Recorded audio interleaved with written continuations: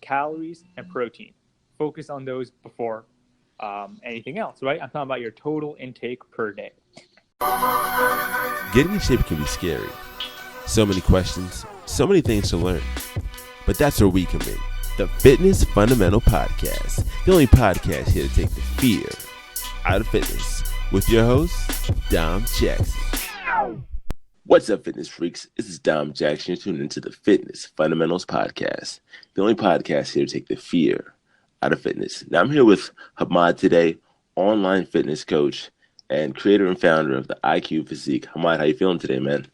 Feeling great, man. How you feeling yourself? Oh, I'm feeling fantastic, man. It's a beautiful Tuesday morning over here in Jersey. You're in Jersey as well, correct? That's right, man. All the way up north in a little town called Hackettstown. Nice. I'm over here in South Jersey, so you got the Jersey vibes going on today. Now, Hamaad, I wanted to know some more about you and your background being an online coach. Like, where'd you start? Where'd you begin? How'd you get in the process of that? Where did this all come from? Absolutely, man. So basically, I'll give you the whole backstory. So essentially, when I was finishing up high school, I was really small. I was weak. Wasn't that healthy, and I guess I started the same reason as most people. It's kind of like, my friends went, I went along with them, and then I got hooked. But it was really kind of like an underlying type of, I guess you could say, insecurity, whatever way you want to put it. And I just kept going. The problem was I wasn't making progress, and I just kept going consistently, and I was working hard, but it was just so much guesswork, so much contradictory information. So when I really started finding all like the scientists out there, the best coaches, books, textbooks, scientific research, all of that, then I started making progress. And I said, you know what? It should be a lot easier to get this information, because I could have made my results in just like half the time. So that's why I started IQphysique, is to be that resource of information, that educator, that coach that I wish I had when I started. Mm-hmm. Mm-hmm. So what kind of clients do you typically help out? Yeah, so right now, I really have a variety of clients, both male and female, right, men and women. Now, I guess I would say I focus on like adult, like professional men, really, I guess, in their at least mid-20s, 30s. But like I said, it's a variety of people, but I'm a physique specialist. So my own training, all the research I read, what I apply, all of that is focused primarily on, physique. You know what I'm saying? Building muscle. Mm-hmm. Man. Oh, yeah. Now, what are your credentials? Like, where'd you learn from, or your history as far as like your education wise? Sure. So I went to Rutgers University, Nice. graduated from there, and I got my bachelor's in exercise science and a minor in psychology. But, I'll be honest, my actual education mostly just came from my own self-study. Actually, I'd say completely came from my own self-study, because like a lot of people graduate with a bachelor's in exercise science, but they'll be spreading the same nonsense that you see often. So really, it's following a lot of the evidence-based coaches, scientists out there, and learning how to apply it to myself. So I'm a mixture of reading and listening to podcasts and YouTube videos, and experience with myself and clients. Perfect. That's what I'm all about. Not just learning from a book, but being a practitioner and actually looking on your own and practicing what you preach. I 100% agree with you, my man. Definitely. Now, a lot of the listeners have big questions about what to eat, pre, peri, and post workout. Could you help us out, help them figure out some things they can do before their training time, nutrition wise? Sure, man. It's something that's a little, I guess, controversial when it shouldn't be, and people tend to overcomplicate it. So I'll start out by saying, I'll get messages, man, where people will be like, hey, what should I eat before a workout? What should I eat after? Is this okay? Is this okay? And they're really overcomplicating it, because the first thing that they should be looking at is, well, always their consistency and their adherence. But their total calorie intake, their total macronutrient intake. So the limiting factor, as long as they're consistent, is just their energy balance. You know what I mean? So if let's say they're trying to build muscle, then you would probably want to be in a moderate calorie surplus. Most of my clients do like 200 to 300 calorie surplus, right? And then when they got that down, we focus on protein intake. So it's it'll vary, but it'll usually be around a gram per pound. Now, if they're a beginner, sometimes they're barely getting like half a like 0.5 grams per pound. So I can ramp it up over time. But basically, calories and protein. Focus on those before anything else, right? I'm talking about your total intake per day. When they got those under control, those are limiting factors. So it's almost like nutrient timing and all that doesn't, I don't want to say it doesn't matter, but it's kind of like you're missing the forest for the trees if you're worrying about that. So Gotcha. when you have those under control, then you can say, okay, what do I eat Peri workout before and after? So before your workout, just to keep things simple, it's really going to tend to be carbs and protein. And after your workout, it's going to be carbs and protein. I mean, that's really, really basic. Now, man, I can make things a lot more complicated, but just at the simplest of, just the fundamentals of what you need to know is hitting your total calorie and protein intake each day, and then surrounding your workouts with carbs and protein. So I have you there, right? You do. Oh, I get it. I get it. Awesome. So after you have those under control, it's like, okay, well, what do I specifically eat? So the reason that you want to have, let's start with protein. You want to have protein before a workout because, for one, it's just an opportunity to stimulate muscle protein synthesis. Now, to build muscle, you want to make sure that muscle protein synthesis is greater than muscle protein breakdown over time. So it's just another opportunity to stimulate muscle protein synthesis, and you want to do it frequently throughout the day because there is essentially a refractory period after initiating muscle protein synthesis. So you want to do it probably 3 to 6 times per day. So like 3 to 6 protein feedings per day with roughly 20 to 40 grams of protein per meal.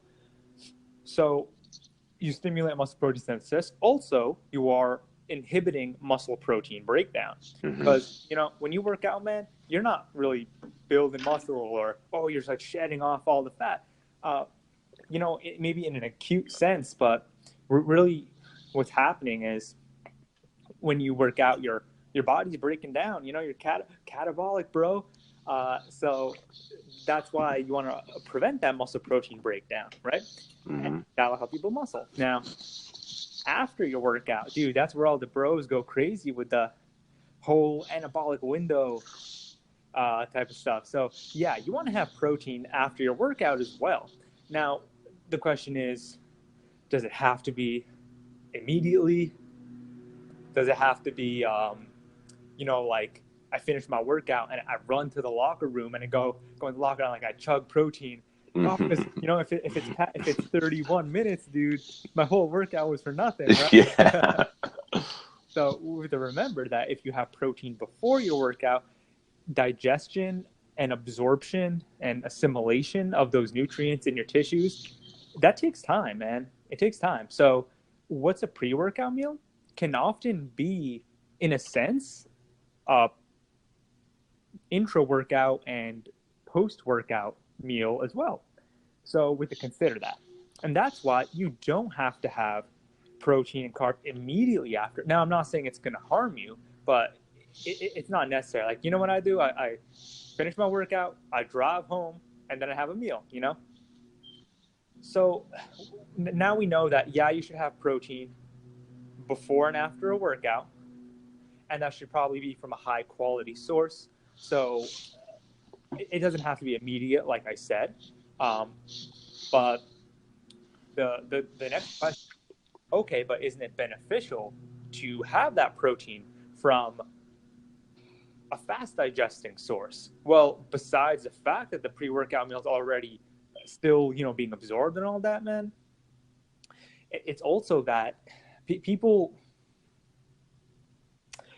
tend to think, okay, well, it has to be fast digesting. I have to have carbs with my meal as well because it spikes insulin, and then that'll help me store more, nutrients in my muscle, which is actually true. It's not totally false. So now we talked about protein for the most part. Let's talk about carbs going from there.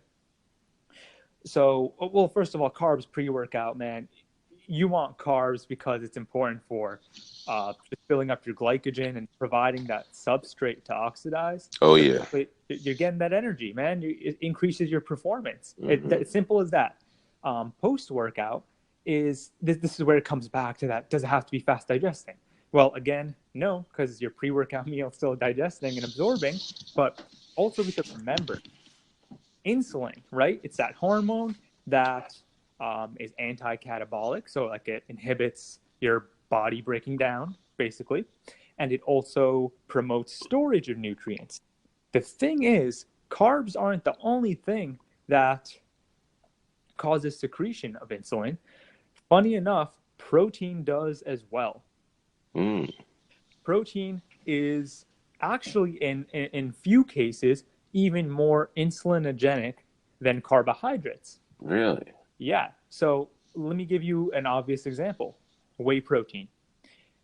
If you have whey protein, it depends on the carbohydrate, but it could be more insulinogenic, causes more secretion of insulin than carbs. And even things like other types of like meats and stuff, those also cause secretion of insulin. So we actually find that muscle building is not really enhanced by having carbohydrates post-workout. Now bear with me because it's contextual. Your protein intake after a workout, it already initiates muscle protein synthesis, and muscle protein synthesis is not increased by having more carbs because that insulin secretion that would increase muscle protein synthesis is already taken care of by the protein.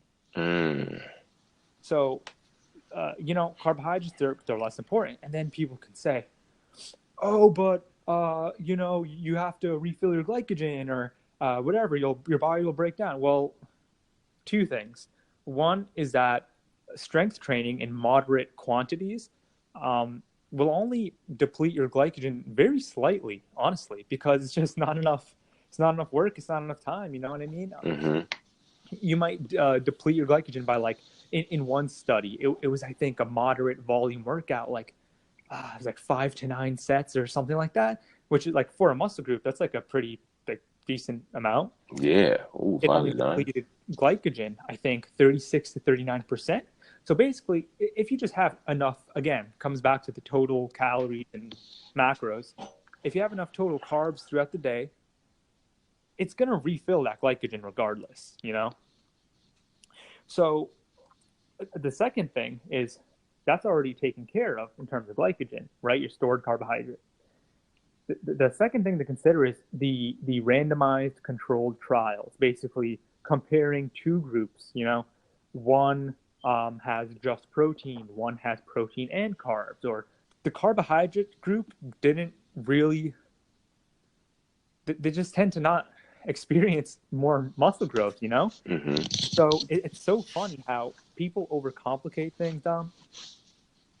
You have to just focus on the fundamentals. Yes, you do. Talk about research all day, but at the end of the day, if you focus on hitting your total calories and macros, and you surround your workouts with protein and carbs, and even if you don't have carbs immediately after, you're still gonna really get similar muscle growth. And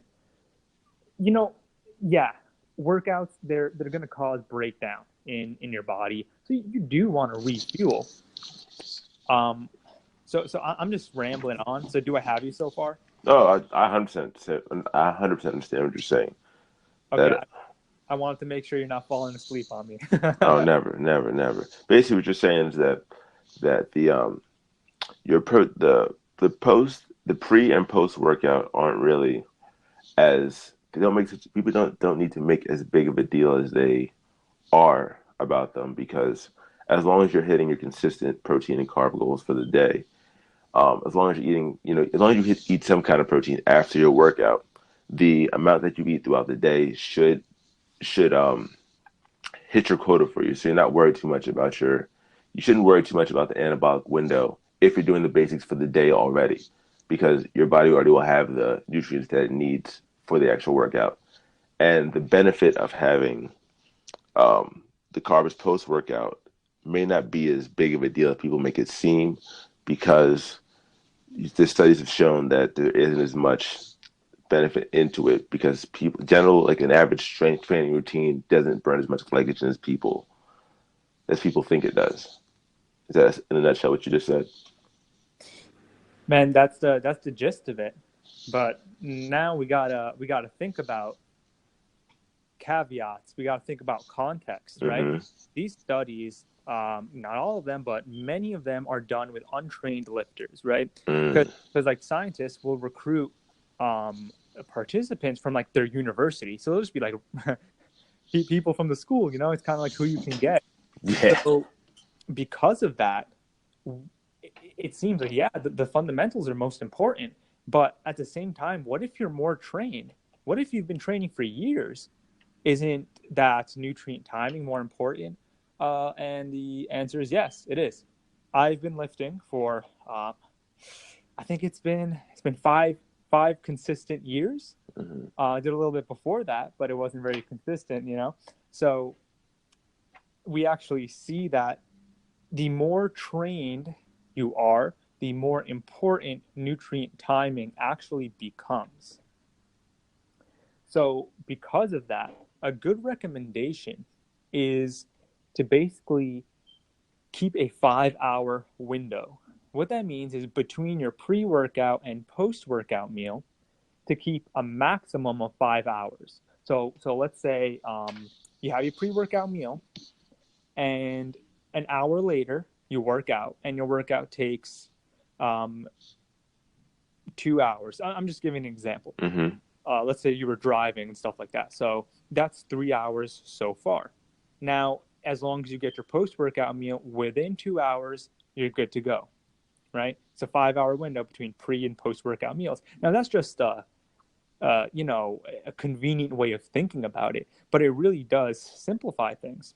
Now, just one thing I forgot to mention is um, athletes who don't just do um, who don't just do lift weights. They do lots of like sprinting and running, like different types of athletes, not just Mm-hmm. people trying to look good.